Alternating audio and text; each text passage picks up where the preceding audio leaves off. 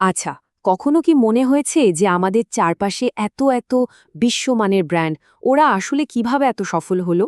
আর ভাবুন তো, নিজেদের ব্যবসাকেও কি ঠিক ওই জায়গায় নিয়ে যাওয়া সম্ভব? উত্তরটা হলো হ্যাঁ। আর আজ আমরা ঠিক এটাই জানব মাইকেল গার্বারের লেখা মিথ মাস্টারি বইটা থেকে। মানে কিভাবে একটা সাধারণ ব্যবসাকেও একটা বিশ্বমানের ব্র্যান্ডে পরিণত করা যায়। তো চলুন আর দেরি না করে শুরু করা যাক। সবার আগে যে প্রশ্নটা মাথায় আসে সেটা হলো এত এত ব্যবসা শুরু হয় কিন্তু বেশিরভাগই কেন ফেল করে। অনেকেই ভাবে আরে আমার তো এই কাজে দারুণ হাত, তাহলে তো ব্যবসা সফল হবেই। কিন্তু ব্যাপারটা মোটেও তেমন না। বাস্তবতা কিন্তু একদমই অন্যরকম। আর এই আসল কারণটা খুঁজে বের করতে পারাই হলো সফল হওয়ার প্রথম সিঁড়ি। আর ঠিক এখানেই চলে আসে মিথের ধারণাটা। মানে অন্টারপ্রেনিউরিয়াল মিথ বা উদ্যোক্তাদের নিয়ে একটা ভুল ধারণা। ব্যাপারটা কি? ব্যাপারটা হলো আমরা ধরে নিই যে কেউ যদি একটা টেকনিক্যাল কাজে খুব ভালো হয়, তাহলে সে ওই কাজ নিয়ে ব্যবসা চালাতেও খুব ভালো হবে।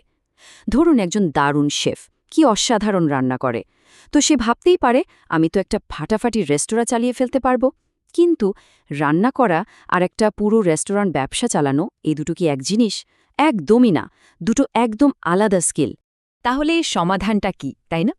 এর সমাধান লুকিয়ে আছে একজন উদ্যোক্তার আসল পরিচয় বোঝার মধ্যে। মানে একজন সফল উদ্যোক্তা কিন্তু আসলে শুধু একজন মানুষ না, তার ভেতরে একই সাথে তিনটি আলাদা সত্তা কাজ করে। দারুণ ব্যাপার, তাই না? দেখুন, এই তিনটি সত্তা কি কি? প্রথমটা হলো এন্টারপ্রেনার বা উদ্যোক্তা। ইনি হলেন ভিশনারি, স্বপ্নদ্রষ্টা।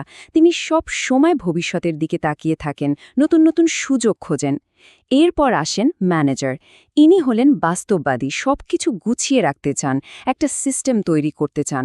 আর সবশেষে হলো টেকনিশিয়ান, মানে যে নিজে কাজটা করতে ভালোবাসে, যে আজকের কাজ নিয়ে ব্যস্ত থাকে। যখন এই তিন সত্তার মধ্যে একটা পারফেক্ট ব্যালেন্স তৈরি হয়, তখনই কিন্তু একটা বিশ্বমানের কোম্পানি জন্ম নেয়। চলুন একটা দারুণ বাস্তব উদাহরণ দেখি। ১৯৫০-এর দশকে দুটো ব্যবসা শুরু হয়, একটা প্যাগি ডাইনার আর একটা স্যাম ওয়ালটনের ওয়ালমার্ট। পেগি কি করতেন? তিনি তার ব্যবসার ভেতরে কাজ করতেন, মানে নিজেই রান্না করা, সার্ভ করা, এইসব। তার আসলে একটা চাকরি ছিল, নিজের ব্যবসা নয়, কোনো সিস্টেম ছিল না। আর অন্যদিকে স্যাম ওয়ালটন, তিনি তার ব্যবসার ওপরে কাজ করতেন। তিনি একটা সিস্টেম তৈরি করেছিলেন, তার কাস্টমারদের জন্য একটা বড় স্বপ্ন দেখেছিলেন। ফলাফলটা তো আমরা সবাই জানি, তাই না? পেগি ডাইনার একটা ছোট ডাইনারি থেকে গেল, আর ওয়ালমার্ট হয়ে গেল একটা গ্লোবাল ব্র্যান্ড। এর থেকে আমরা কি বুঝলাম? ব্যবসার স্কিল কিন্তু জন্মগত কিছু না, তাই না? এটা ঠিক অন্য যে কোনো স্কিলের মতোই, মানে এটাকে আয়ত্ত করতে হলে একটানা প্র্যাকটিস করে যেতে হবে।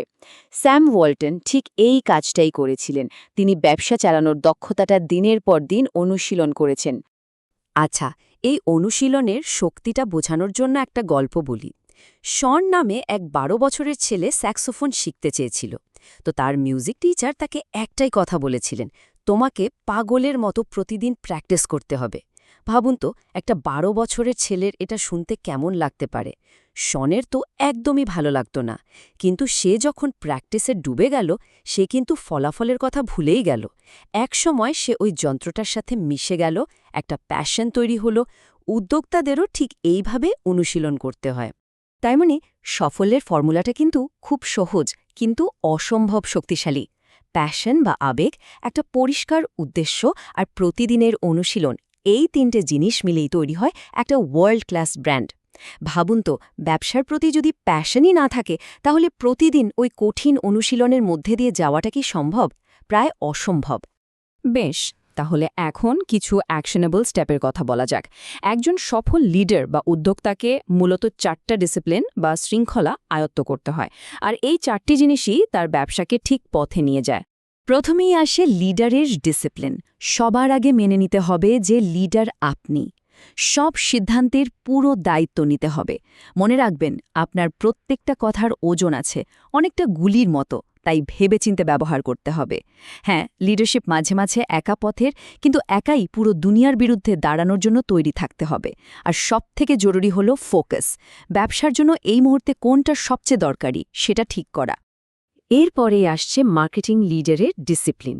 দেখুন, সফল মার্কেটিং মানে কিন্তু শুধু প্রোডাক্ট বিক্রি করা না, এর জন্য দরকার কাস্টমারের প্রতি গভীর আবেগ, ব্যবসার জন্য একটা পরিষ্কার ভিশন, আর তাদের জন্য সত্যিকারের চিন্তা। উদাহরণ হিসাবে স্টারবাকসের কথা ভাবুন তো, ওদের মার্কেটিং ভিশনটা কী পরিমাণ ফোকাসড। ওদের লোগো, দোকানের ডিসপ্লে, কফির গন্ধটা, এমনকি সার্ভ করার ধরন, সবকিছু কাস্টমারের এক্সপিরিয়েন্সকে মাথায় রেখে করা। স্টারবাকসে গিয়ে আমরা শুধু কফি খাই না, একটা ফিলিং পাই, তাই না? আর সবচেয়ে মজার ব্যাপার হলো, পৃথিবীর যে কোনো স্টারবাকসে যান, এই অভিজ্ঞতাটা কিন্তু একই রকম। একটা সফল মার্কেটিং প্ল্যান ঠিক এমনই হওয়া উচিত। 3 নম্বর ডিসিপ্লিনটা হলো ফিনান্সিয়াল লিডারশিপ। আর এটা এমন একটা জায়গা যেটা দেখে অনেক উদ্যোক্তাই ভয় পান। কিন্তু একটা কথা ভাবুন, ব্যবসার টাকা পয়সার হিসাব যদি না বোঝা যায়, তাহলে অবস্থাটা তো একটা ডুবন্ত জাহাজের ক্যাপ্টেনের মতো হয়ে যায়, তাই না? এটার গুরুত্ব বোঝানোর জন্য বইয়ের লেখক মাইকেল গার্বারের নিজের জীবনের একটা গল্প বলি। ১৯৮৫ সাল তিনি ভাবছেন তার ব্যবসা তো দারুণ চলছে। হঠাৎ একদিন তিনি জানতে পারলেন যে তার কোম্পানি ঋণের সাগরে ডুবে আছে। তিনি তখন ফিনান্সিয়াল এক্সপার্ট নিয়োগ করলেন, কিন্তু তাতে অবস্থা আরও খারাপ হলো। শেষমেশ তার স্ত্রী নিজে দায়িত্ব নিলেন এবং খুব সহজ কিছু কৌশল ব্যবহার করে কোম্পানিটাকে বাঁচালেন। এর থেকে শিক্ষাটা কি? শিক্ষা হলো, টাকার ব্যাপারে অন্ধভাবে কাউকে বিশ্বাস করা একদমই ঠিক না। আর সবশেষে ৪ নম্বরটা হলো ম্যানেজমেন্ট লিডারের ডিসিপ্লিন। একজন ম্যানেজারের কাজটা কি? তার কাজ হলো এমন একটা সিস্টেম তৈরি করা আর সেটাকে চালানো যা থেকে নিয়মিত একই রকম ভালো রেজাল্ট পাওয়া যায়, আর একই সাথে ভবিষ্যতের পরিবর্তনগুলোকেও আগে থেকে আঁচ করা। একজন ভালো ম্যানেজার কিন্তু বসে থাকেন না, তিনি সবসময় নিজেকে প্রশ্ন করেন, আমরা কিভাবে ওয়ার্ল্ড ক্লাস হতে পারি? তিনি ঠিক করেন কোনটা রাখতে হবে আর কোনটা বদলে ফেলতে হবে। তিনি কাস্টমারের চাহিদা আর কম্পিটিটরদের থেকে সবসময় এক ধাপ এগিয়ে থাকেন, আর অতীতের ভুলগুলোকে ভবিষ্যতের পথে বাধা হতে দেন না। কারণ ভালো ম্যানেজমেন্ট না থাকলে যে কোনো কোম্পানি কিন্তু খুব তাড়াতাড়ি প্রতিযোগিতায় পিছিয়ে পড়বে। তো এত আলোচনার পর মূল কথাটা কি দাঁড়ালো? মূল কথাটা হলো মানসিকতার একটা বিরাট পরিবর্তন। মানে ব্যবসার ভেতরে কাজ করা থেকে বেরিয়ে এসে ব্যবসার ওপরে কাজ করা। এই যে দেখুন, পুরো ব্যাপারটা এখানে একবারে পরিষ্কার। একদিকে হলো এমপ্লয় মাইন্ডসেট বা কর্মচারী মানসিকতা, মানে নিজের ব্যবসাতেই নিজে কর্মচারী হয়ে কাজ করা, যেমনটা পুতুল বানানোর সাড়া করেছিলেন।